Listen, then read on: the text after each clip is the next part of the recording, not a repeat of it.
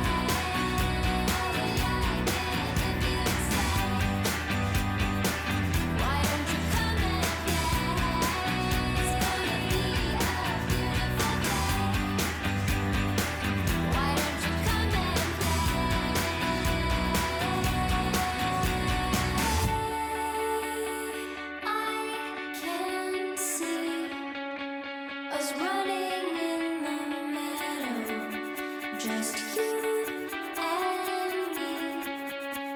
It's already past dawn. Yes, I can see the perfect picture of what life should be. So, onto my other thoughts about the card. Now, if you don't know how to say my words, I pretty much say what's good, what's bad, what you should and what you shouldn't do about it, just so you utilize the card as best as possible. Now, first me is the 5-star skills, 5-star weak foot. Now, this is obvious with R9. The 5-star weak foot is very good, very dependable. And obviously, 5-star skills is 5-star skills. He's going to be very good at twisting, turning, and getting into those positions. Now, the pace me, one of his best attributes. Quick step plus is a joke this year, especially with them step overs. Go hand in hand really nicely, and he can get past pretty much every defender in the game. Now, the shooting for me, although he doesn't have Travello, which I do kind of want, he only has 4 playstyles. Cassini is the best card in the game. It's a little bit strange he only has 4 playstyles. But with that being said, those playstyles are very effective and very good. But as I said, I just wish he had Travello as well to go hand in hand with it. Now, next for me is the passing. Now, this is why I went with the Architect Chem style. I just feel like he needs to boost his passing up a little bit more and also his physical attributes, but I'll get on to them in a minute. The passing is a little bit hit and miss. He's a very solo striker, should I say, where you play the ball into it and he'll do it all himself, but I just wouldn't recommend doing anything but the simple stuff with him and the passing. Now, the drilling for me, considering he is 6 foot tall, you would expect him to be like not as agile as like a Messi, which he's not, obviously. But with technical, with quick step, with 5-star skills, go hand in hand really nicely. And he's so agile and smooth on the ball and just get you into any position you really want. Now, the ball shot, again, really nice this card. Trap it into him, use those skills, use that dribbling, use that pace. All of these really nicely and just go hand in hand. Now, the physicals to me, so this is another actually R9 I don't particularly like.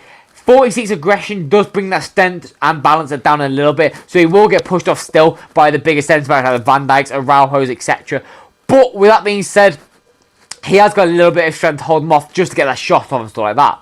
Now, the stamina for me, this is a little bit of an issue in my opinion, because obviously I think his prime has medium-low instead, or one of his versions used to have medium-low, which was obviously better because that stamina. Now this one is medium-medium, so you do need to have him on stage forward, otherwise that stamina will run out around the 80th minute, so you just need to be careful at the times. Now, the jumping ahead next year, although he's 6 foot tall, aren't really amazing. He's not aerial threat by any means. I would definitely recommend you keep it on the feet with this card, because that is his best attributes. But with that being said, they're not particularly low.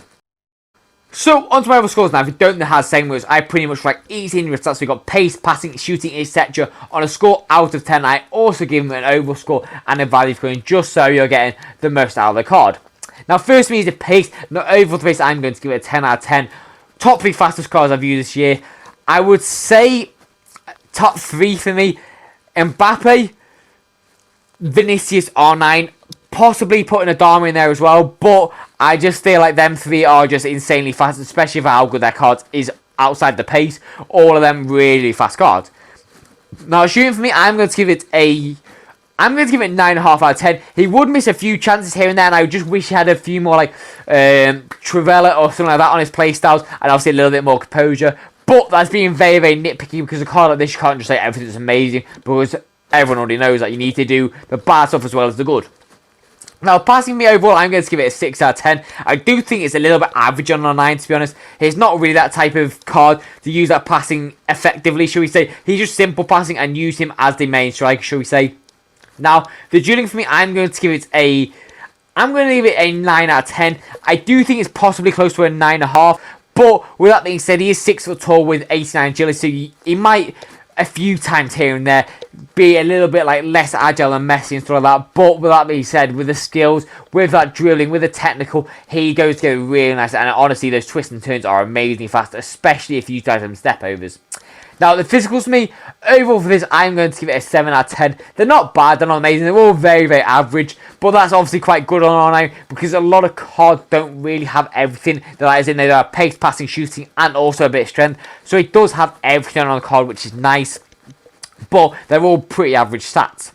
Now, on the overall score for me then, I'm going to give this card a 9.9 out of 10. I haven't given any card a 10 out of 10 yet. I don't think any card is worthy of that yet, until we have like a team of the year or anything like that. Now, value points, I'm going to give him an 8 out of 10. He is still the best card in the game. I think me and Ham rivals him this year, but I still think R9 is top 1. But very, very expensive card, and only the top people are going to get him untradeable, or tradable, should we say. So, it's a very hard card to get, but when you have him, what a card it is. But that's all for my review. As always, I hope you enjoyed. If you did, please do subscribe. It really does mean a lot to my channel. Now, if you want to see on in particular, let me know down in the comments down below. Obviously, I'm not like Bates and Rich. I'll try and do every review as possible. A lot of my reviews this year have been loan-based, but that's because if you're going to be spending like 2 million coins on a card, you're going to be losing like 100k on each card on tax, and obviously that's not really desirable, because that's just losing a lot of champs money each and every week. So a few of them are loans, but with that being said, I do try my best to get as many views out as possible. But I've got nothing more, so I'll see you in the next video, and peace out, guys.